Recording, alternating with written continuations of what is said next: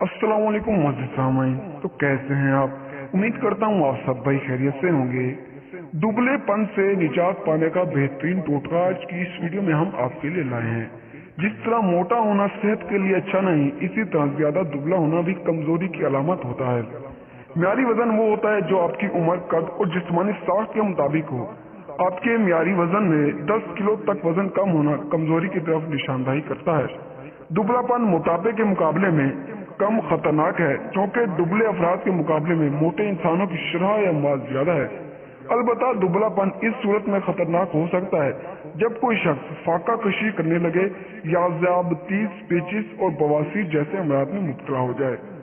अगर आपका वजन म्यारी वजन से 5% कम है और आपको किसी किस्म की थकावट और कमजोरी नहीं होगी तो परेशानी की कोई बात नहीं। लेकिन अगर आपका वजन म्यारी वजन से 10 किलोग्राम और इससे भी ज्यादा कम है और अब साथ में कमजोरी भी महसूस होती है तो आपको इस पर फौरी तवज्जो देने की जरूरत है। ये सूरत हाल न सिर्फ आपकी सेहत बल्कि आपकी जिंदगी के लिए भी खतरनाक हो सकती है।